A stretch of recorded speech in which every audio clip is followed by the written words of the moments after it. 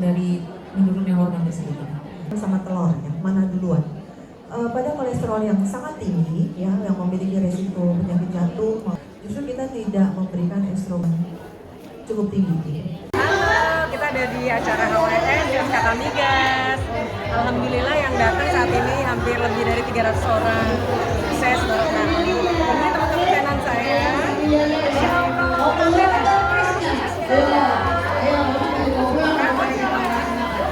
Jika terjamin kesehatan jasmani dan rohaninya, akan memperoleh keseimbangan dan dapat menjalankan semua perannya dengan sebaik-baiknya. Himpunan Wanita SKK Migas sebagai organisasi yang mempersatukan para istri pekerja SKK Migas sangat menaruh perhatian terhadap peningkatan pengetahuan dan kemampuan para anggotanya agar dapat berperan optimal sebagai pendamping suami yang bertugas melaksanakan pengelolaan kegiatan hulu minyak dan gas bumi di Indonesia. Harus kita lakukan dengan penuh ketulusan dan dedikasi. Perempuan memiliki kemampuan teknis yang luar biasa, kemampuan untuk multitasking dan kemampuan untuk berpikir dalam problem yang kompleks. Oleh sebab itu, mari kita beri apresiasi yang tinggi untuk seluruh perempuan di lingkungan SKK Migas. ini jadi silakan. Minyak dan gas bumi yang saat ini kita nikmati merupakan hasil dari eksplorasi dan produksi selama puluhan tahun. Semua ini dilakukan untuk menjamin ketersediaan minyak dan gas bumi bagi masa depan. SKK Migas mengelola hulu minyak dan gas bumi untuk negeri. Itu minimum 10 tahun untuk bisa mulai berproduksi. Jadi kalau misalnya kita ini keluar. Jadi kalau misalnya bisa kita ambil summary-nya tadi, jadi karakteristik industri hulu migas, pertama tentunya cadangan itu tidak terbarukan karena dia kalau misalnya udah habis sudah habis. Kan? Beda dengan air, beda dengan angin, saat ini lagi hits itu kan renewable energy. Tapi kalau misalnya oil and gas, ya tidak terbarukan. Bisa jadi ketika 10 tahun itu mereka sadar, oh ternyata nggak komersial, tidak ekonomis, ya udah tanggung sendiri deh kalau mereka. Menggunakan sistem kerjasama dalam melakukan kegiatan usaha minyak dan gas bumi. Dengan sistem ini, negara sebagai pemilik cadangan migas mencari partner bisnis yang memiliki dana tidak terbatas dan keahlian untuk melakukan kegiatan eksplorasi. Setelah melalui proses lelang wilayah kerja, perusahaan pemenang akan berkontrak dengan SKK Migas selaku badan pengawas dan pengendali kegiatan usaha minyak gas. Segala modal dan risiko dari kegiatan eksplorasi migas ditanggung oleh kontraktor. Negara tidak mengeluarkan modal untuk menanggung risiko apapun, akan tetapi mendapatkan pembagian hasil yang lebih besar. Seringkali muncul anggapan yang salah mengenai sistem pengelolaan migas di Indonesia. Kontraktor dianggap memiliki keuntungan sebesar-besarnya dan negara memiliki posisi yang lemah. Hal tersebut keliru, karena dalam melakukan kegiatan operasinya, kontraktor berada dalam kendali pemerintah dan tunduk pada kontrak yang diawasi oleh SKK Migas. Tidak seperti bisnis pada umumnya, sistem kontrak kerjasama sepenuhnya menguntungkan negara karena bila ditemukan cadangan migas yang komersil, maka segala biaya operasi akan dikembalikan atau disebut cost recovery. Pengembalian dana operasi bukanlah keuntungan kontraktor, karena biaya yang dikembalikan sama dengan yang dikeluarkan. Keuntungan lain dari kontrak kerjasama, pengembalian biaya operasi tidak dilakukan dengan metode cash to cash, melainkan dengan in-kind, yaitu dalam bentuk hasil produksi migas. Sering muncul pertanyaan, apakah negara tidak bisa mengelola sendiri minyak dan gas bumi sehingga harus menggunakan jasa kontraktor? Melalui kontrak kerjasama, pemerintah tidak perlu menanggung risiko dengan mempertaruhkan APBN untuk menanggung biaya operasi. Bekerja sama dengan kontraktor, memastikan negara mendapat keuntungan yang besar untuk kemakmuran rakyat. Dalam kontrak bagi hasil minyak bumi, negara mendapatkan 85% dari keuntungan dan 15% adalah bagian kontraktor. Industri hulu migas memberikan kontribusi yang besar bagi kehidupan masyarakat sebagai salah satu penyumbang besar dalam andil dalam pembangunan Indonesia. Kegiatan tanggung jawab sosial yang dilakukan oleh pelaku industri hulu migas selalu mengupayakan perbaikan kehidupan masyarakat dan menjaga kelestarian hidup. Industri ini juga memberikan multiplier efek terhadap perekonomian dengan menghidupkan industri-industri penunjang dan memberikan lapangan kerja baru bagi masyarakat lokal hingga ke pelosok Nusantara. Nah, yang paling penting adalah kalau ke dokter terus bingung, dok saya merasa kayaknya saya udah menopause, yang dikeluhkan apa? Nggak jelas, gitu ya. Aduh apa ya, pokoknya rasanya nggak enak. Karena sebagian besar ibu-ibu itu dibawa ke saya justru sama suaminya. Dok tolongin deh, ini suami istri saya udah uring-uringan, saya nggak tahu harus gimana, gitu ya. Nah itu biasanya kita bicaranya empat mata aja, mulai lagi maksudnya aja belakangan ya kan, kalau udah ada hasilnya. Nah itu biasanya kita utarakan satu-satu di runut ya. Sudah cukup, kita sebenarnya secara mendukung aja gitu ya, mendukung ibu secara support, secara mental, lain-lain. Karena banyak juga yang nggak perlu terapi apapun, hanya perlu dimengerti aja gitu ya penyakit-penyakitnya, terus kita edukasi dengan keluarga, dengan anak-anak dan suami, dan support system yang baik biasanya memang jadi lebih baik gitu ya. Jadi kalau temannya memiliki terapi ini, ibu belum tentu butuh, atau bahkan ibu perlu lebih dari itu, bisa ya. Jadi sangat bersedia ya. Kenapa menjadi percaya atau menjadi orang yang rasanya nggak kenal gitu ya.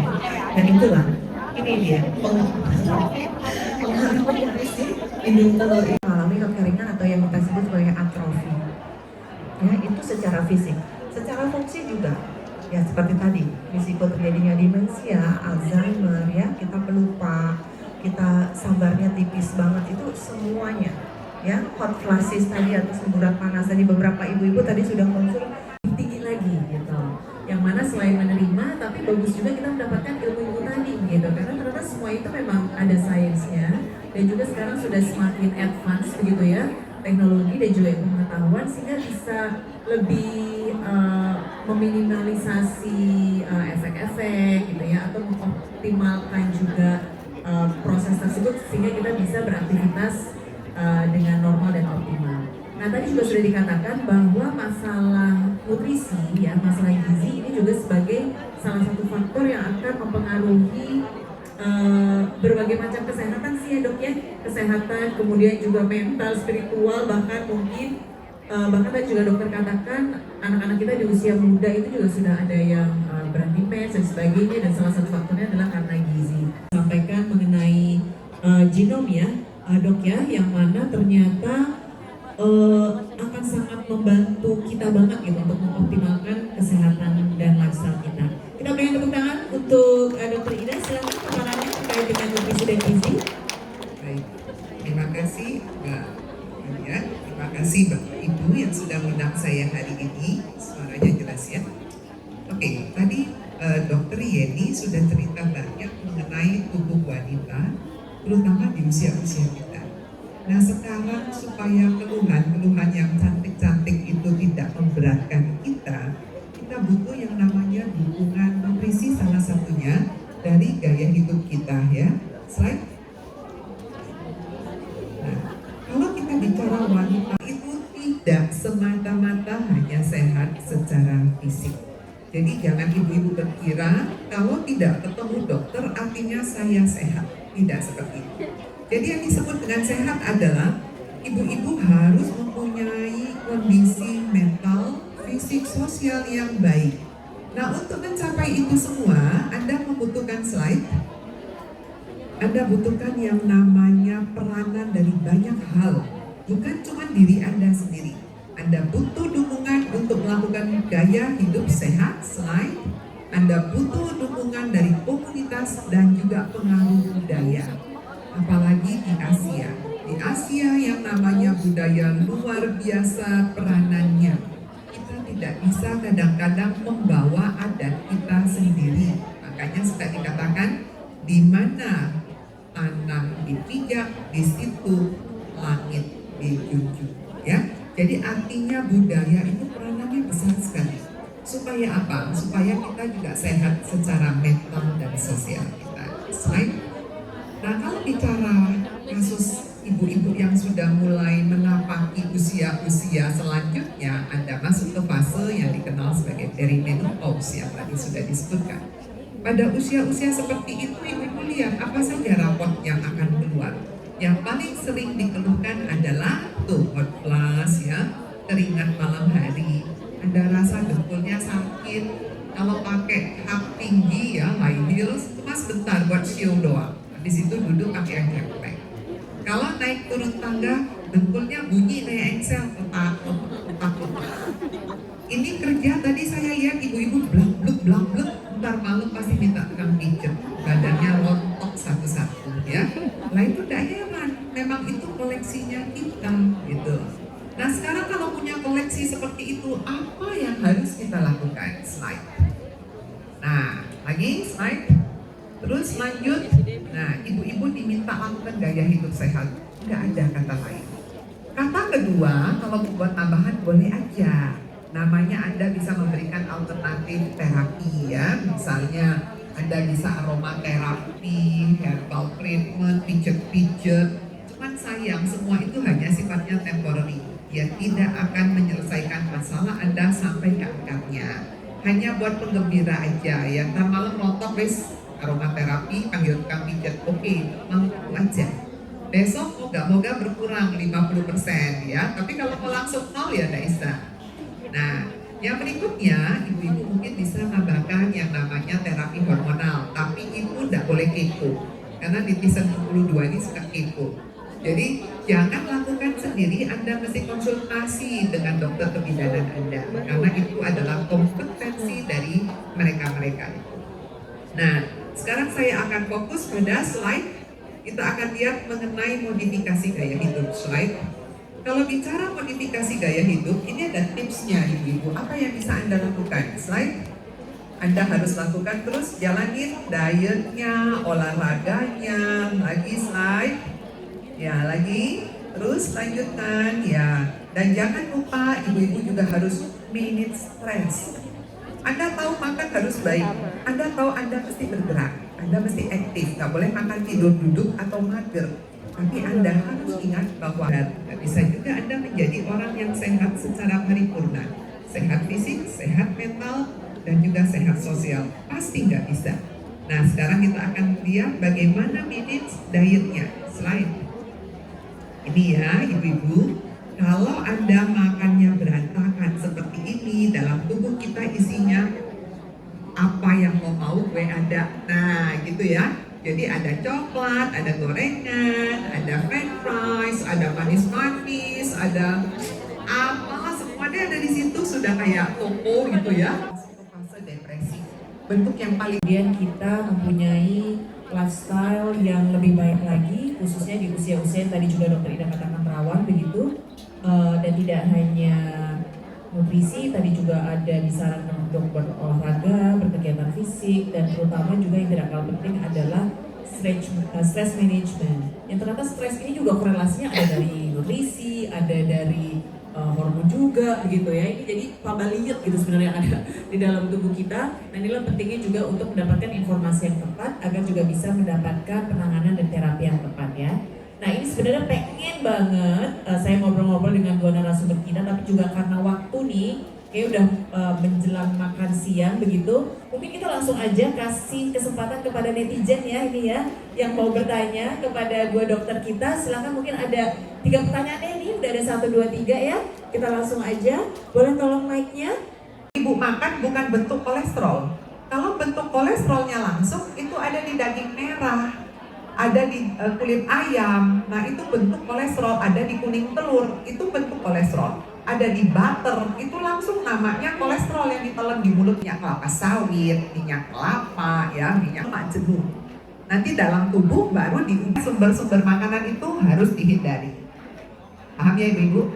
Dan jangan lupa kolesterol itu kan punya 3 derivatnya. Ada kolesterol total, kolesterol baik, dan kolesterol jahat. Ya. Ini bersama trigliserid. Karena begitu teroksidasi dalam tubuh, dia akan membentuk plak sumbatan di pembuluh darah. Nah, untuk mengurangi resiko dia bentuk kecil, maka dia bisa dibersihkan menggunakan kolesterol baik atau HDL. Atau menjelang perimenopause tetap perlu lemak juga, ya. Kalau enggak, betul yang Ibu bilang tadi, ancaman osteoporosis cukup tinggi. Jadi kita tetap perlu kadar lemak tubuh kita cukup, tidak berlebih ya. Nggak lebih dari 30, antara 24 dan 30. Kita kalau ke gym itu ada ukurannya ya. Nah itu kita ukur. Di bawah 24, ancaman osteoporosis itu cukup tinggi pada wanita-wanita perimenopause dan menopause dengan kadar lemak yang cukup rendah. Nggak apa-apa Bu, kita nggak remaja lagi ya. Gitu, jadi cukup kadar lemak yang cukup saja ya. Iya, masalahnya tuh kayaknya makin bertambah umur tuh makin laparan gitu. Terus kayak semua makanan pengen dimakan gitu ya. Itu loh mungkin perkaranya. Anaknya nggak habis makannya malam yang makan. Iya betul, kan tambah lagi yang lain-lain. Dok, tapi kalau misalkan dengan terapi estrogen ya, itu apakah bisa juga nanti meminimalisasi apa ya, atau menstabilkan kolesterol yang naik karena salah satunya faktor dari menurunnya hormon tersebut? Sama telur ya, mana duluan? Pada kolesterol yang sangat tinggi ya, yang memiliki resiko penyakit jantung, justru kita tidak memberikan estrogen cukup tinggi.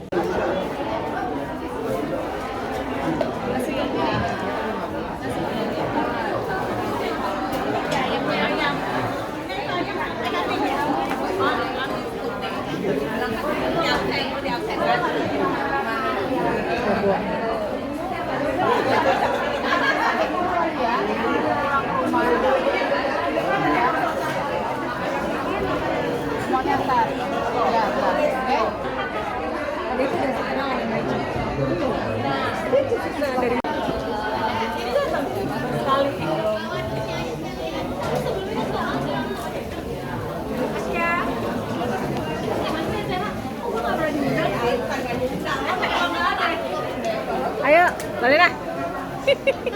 Bagaimana kesan-kesannya?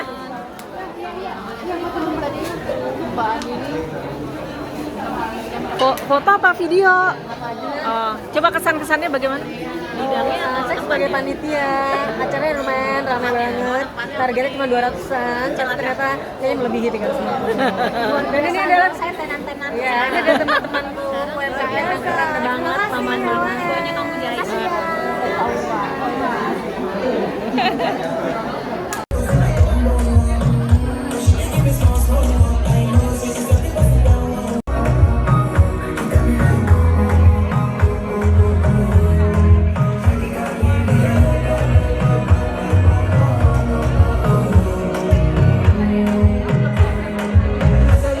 Untuk menerima hand bouquet yang akan diserahkan oleh Ibu Yanti Wahyu Wibowo. Kami persilakan. Kami mohon kesediaan Ibu Yanti Wahyu Wibowo untuk memberikan. Ini orang yang paling repot bolak-balik mengatur jalan alurnya para model yang luar biasa. Ini dia model-model cantik berbalut busana-busana yang cantik.